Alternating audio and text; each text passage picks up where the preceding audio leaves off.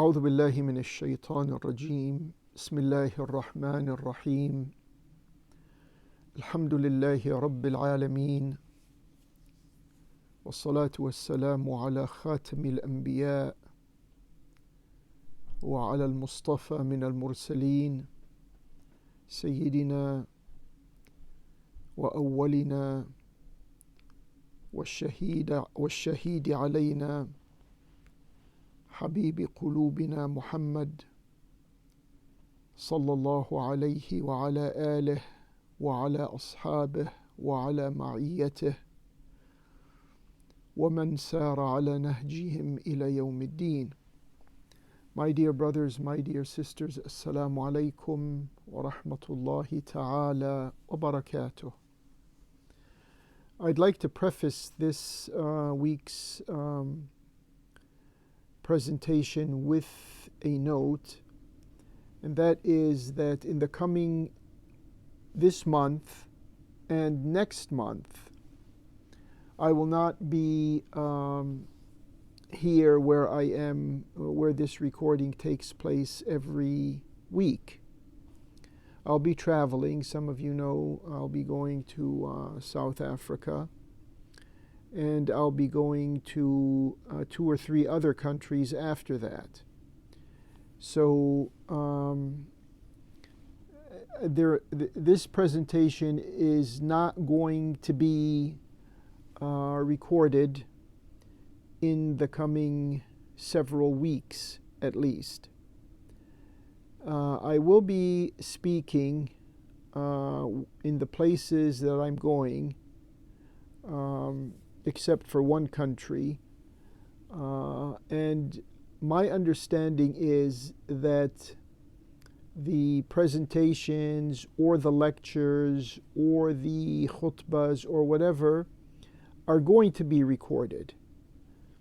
And so I am hoping, with Allah's assistance, that those recordings will be made available via this channel or the ICIT site. So I just wanted to clarify that so that if one of you next week goes and at the same time, at Jumu'ah time, and finds out there's no recording there, it is because I am not here, and hopefully, if not for that Friday, for the Friday after, there will be at least 1 or 2 recordings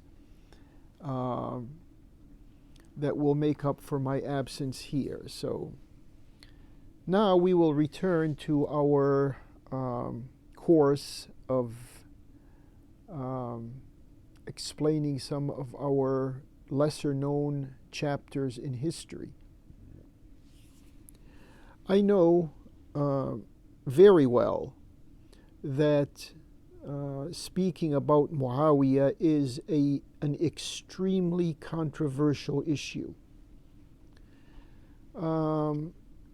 Any person, whether he favors Muawiya or whether he is against Muawiya, will be stereotyped as a Sunni or a Shi'i. I hope that we can have our minds overrule our traditions, our history, and speak to the issue in light of the book that has come to us from Allah, in which there is not one fraction of an error. Try to understand Allah's guidance to us and judge men, whoever these men are, in light of Allah's guidance. Allah subhanahu wa ta'ala vouched for His own prophets with the caveat that some of them slipped and he pointed that out to them in his everlasting book. But that doesn't mean that we cannot have the same approach. It means we need to have the same approach. If any human being deviates, you say, oh, this human being has deviated. Simple. Because we have the necessary information grounded in divine instructions, so that we are not trying to, play an emotional game or score against anyone or, take sides and all of this stuff. Please, I hope we are mature enough not to, when we try to visit this information about these characters in our history, that we can have our minds over our rational self overrule our emotional selves. Now, I think that it is fair to say that in all of our history books, there was commotion, popular discontent during the time of the legitimate third Khalifa, Uthman ibn Affan. And there was a movement of people from the faraway lands of the Muslim domain at that time, particularly from Egypt and from Iraq. People were, to use somewhat of a jarring expression, but a phrase that is commonly used, some people felt fed up with mismanagement and misrule that in their minds could be traced to the central authority in Al-Madinah and thus to the third Khalifa himself. This popular movement was exacerbated by the known fact that Uthman had stepped out of line, the line of the Prophet and Abu Bakr and Umar, when it came to delegating responsibilities. His two predecessors,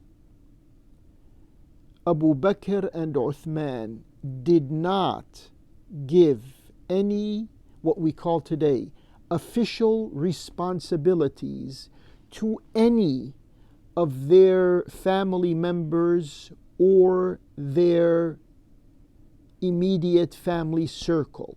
They did not do that. It's a fact of history.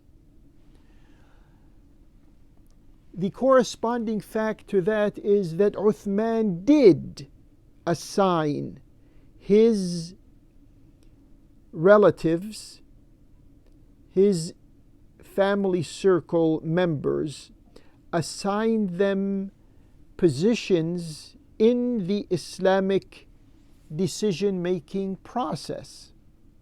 So there was a departure here by Uthman, but with good intentions. This is a point that people have difficulties with.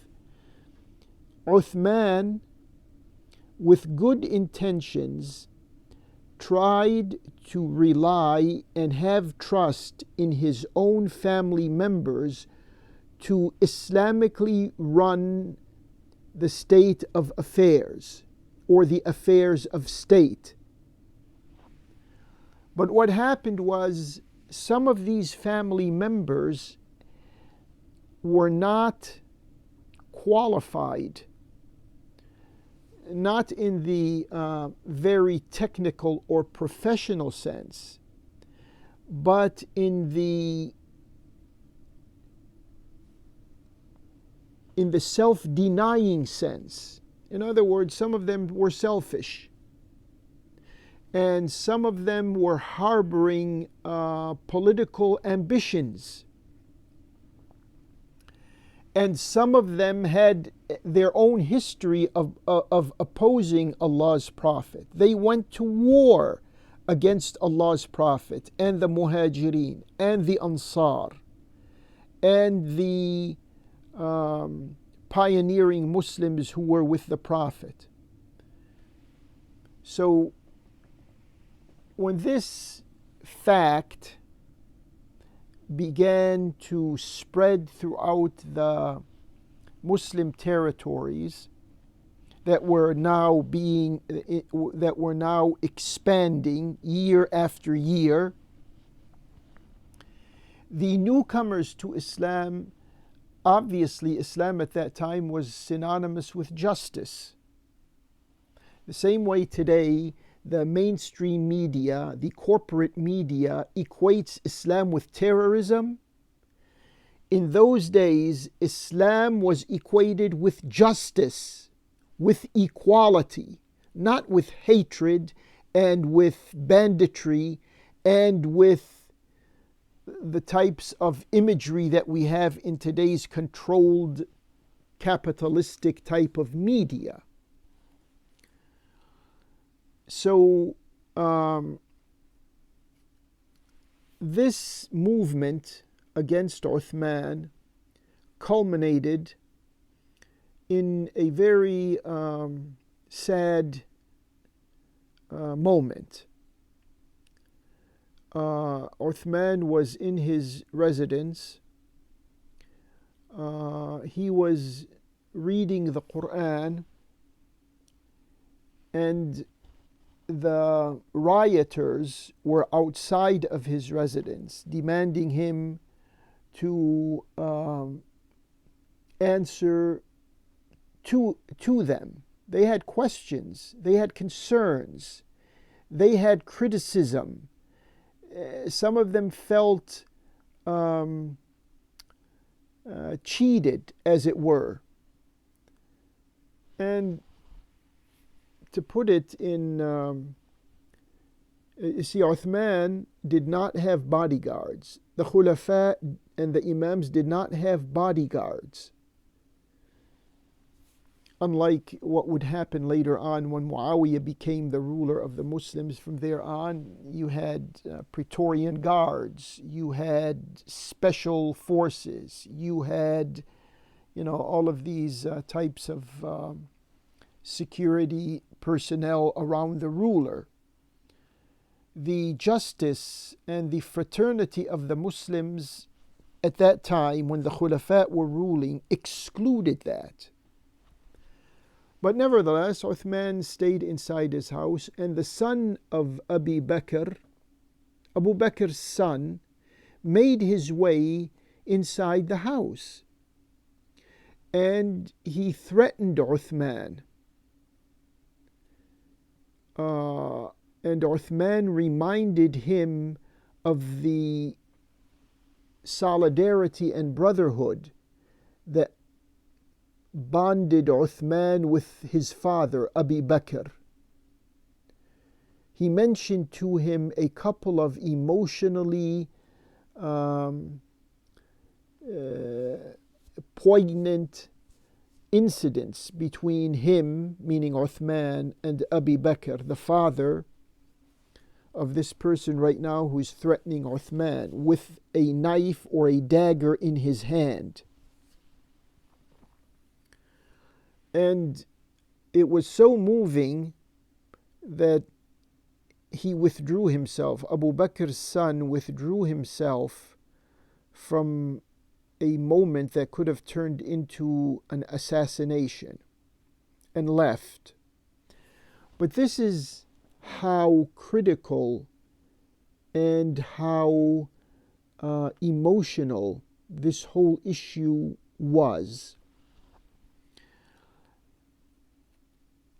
In the background, there were those who did not belong to the Muhajirin and did not belong to Al Ansar, but in the last couple of years of the success of the Prophet and those who are with him, they became Muslims. Now they were in the you can't call it a royal palace, but now they were in the executive office, and they had ambitions. Muawiya and Marwan and some other family members, they had ambitions of taking over the realm, of sitting in, let's say, the executive seat. And so they tried to use this popular movement against Uthman to reach their objective. The sad fact of the matter is, Uthman was assassinated while he was reading the Quran. Uthman, who was related to the Prophet from the clan of Quraysh, that general, they had a common great-great-great-great-grandfather, the Prophet and Uthman. And Uthman being married into the Prophet's family, that ended up with his assassination. Tragic as that was preceded by the assassination of Umar, and it's going to be followed by the assassination of Imam Ali. If anything, these assassinations have a very meaningful chapter to them, and that is how accessible the rulers of the Muslims were. This is a unique time, not only in Islamic history, but in world history. Where do you have a president or a king or whatever you want to call the primary decision maker in a country? Where do you have one of those who doesn't have any guards, Secret Service, detectives, policemen, etc., guarding them? Many of them, they travel in armored vehicles. These khulafa and these imams, they were people's accessible individuals. Muawiya, in my reading of history, I'm going to do a critique of those who misread Muawiya. Inshallah, later on, maybe when I return from these journeys, I'm going to, follow up on this. But I'm going to try to take point by point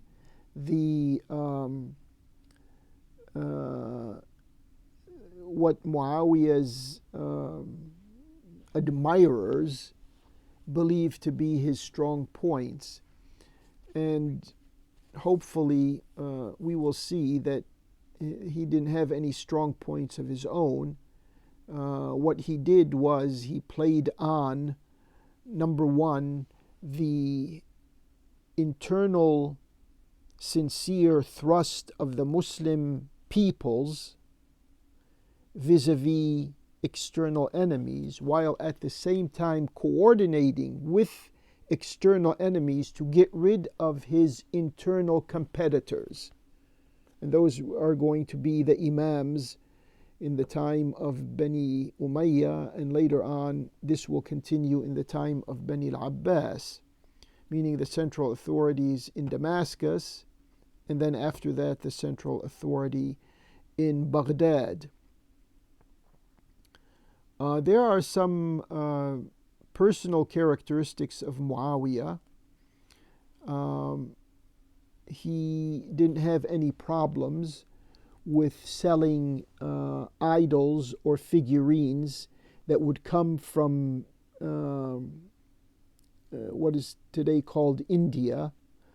There were merchants going back and forth, and they would bring these idols to the market, and officially it was not prohibited. That's fine. You want to sell your idols? Go ahead and sell them. Make money.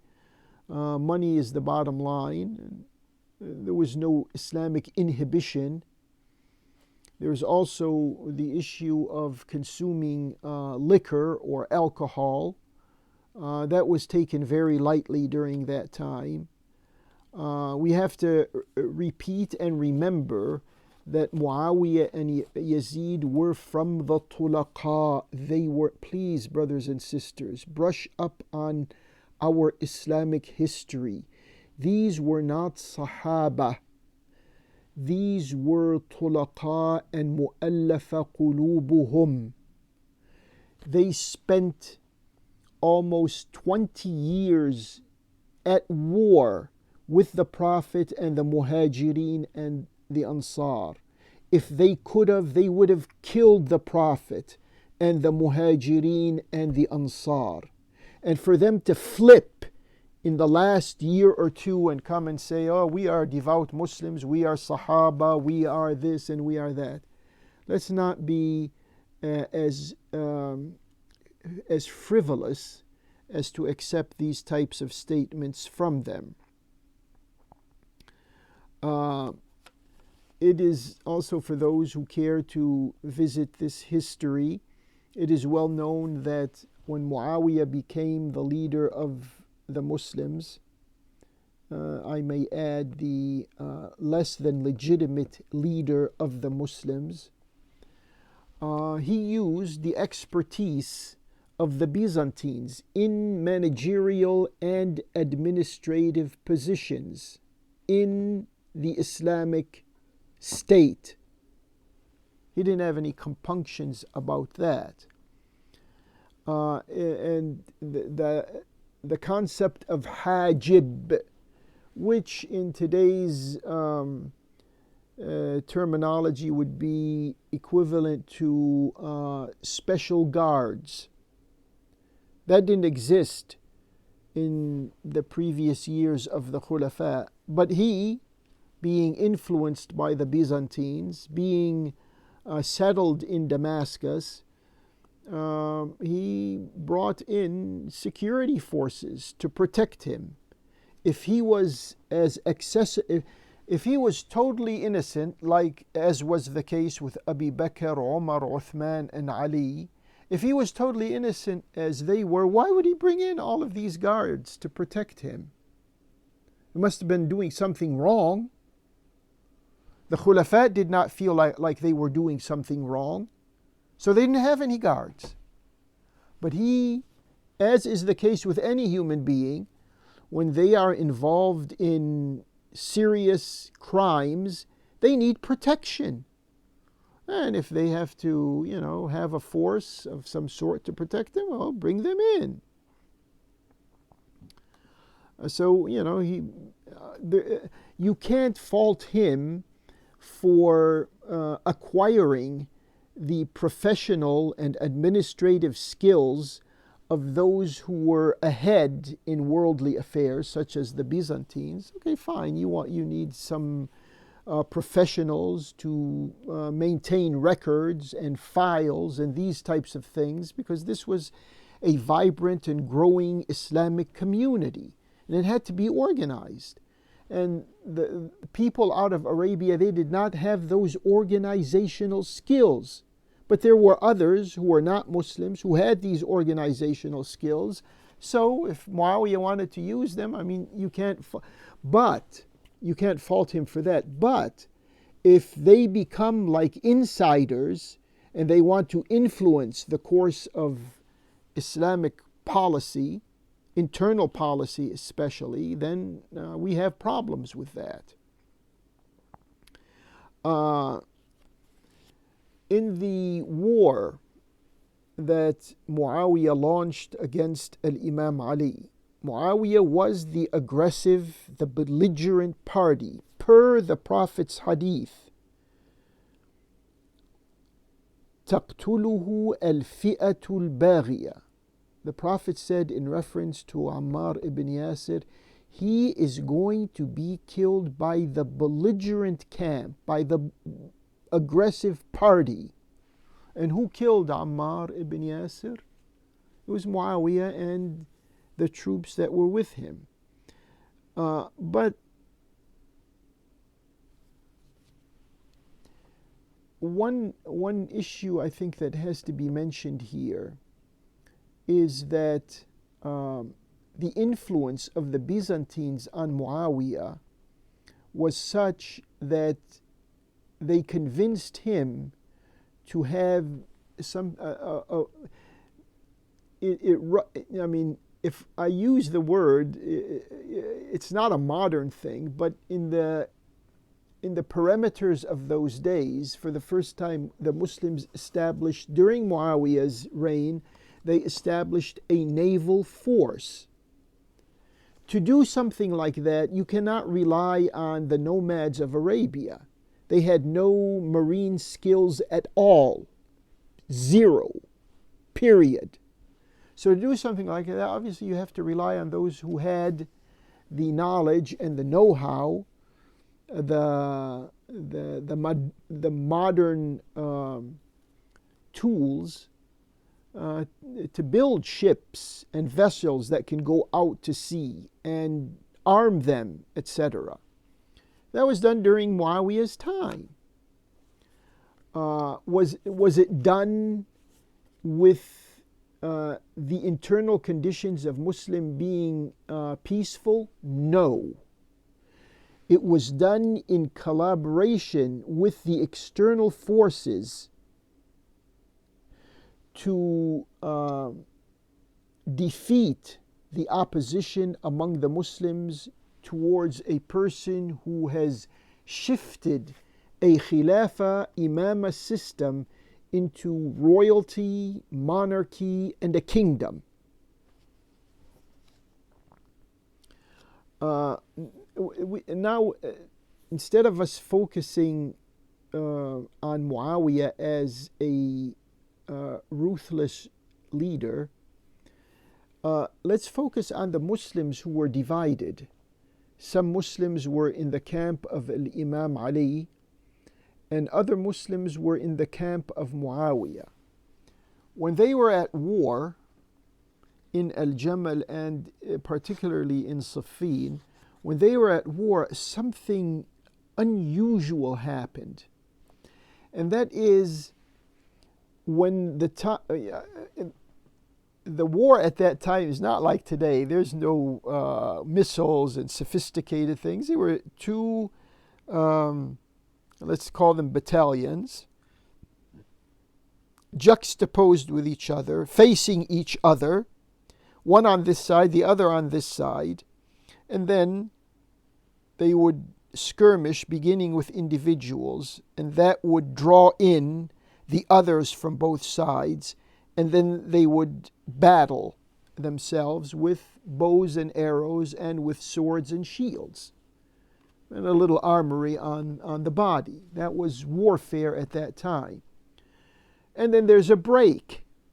They would duel it out against each other for, I don't know, an hour or two, a little more, a little less, and then they would break. Each side would return to its original position. During the time of Salah, when the adhan was called, many of those who were in Muawiya's camp would go to Imam Ali's camp, and they would pray with Imam Ali as their prayer leader. This, and then when it came time to eat, there were those who were in Imam Ali's camp. When the food was being served in the camp of Muawiyah, they would go and eat with their enemies in the camp of Muawiyah. So enemies of each other, when it came time to Salah, these were وَإِن طَائِفَتَانِ مِنَ الْمُؤْمِنِينَ اقْتَتَلُوا. فَأَصْلِحُوا بَيْنَهُمَا. If there are two camps of committed Muslims that go to war against each other, this is an ayah in Surah Al-Hujurat. وَإِن طَائِفَتَانِ مِنَ الْمُؤْمِنِينَ اقْتَتَلُوا فَأَصْلِحُوا بَيْنَهُمَا. Try to make peace between them, between both sides. So in this case, these enemies were behaving like this. This was the first split. This was the first step of secularism among the Muslims. And Umar was aware of this. He said, this public opinion that just became a Muslim in the last year of the Prophet, especially Bani Umayyah, they cannot see the combination of nubuwah and imara. They could not see the line of prophethood becoming the line of officialdom, of decision making. But this is where the split began. And inshallah we will continue to follow up and expand this area of knowledge so that sectarians and our common enemies do not take advantage of our ignorance. May Allah guide us all. May Allah be with us all until we surrender to Him. وصلى الله على محمد وآل محمد والسلام عليكم ورحمة الله وبركاته.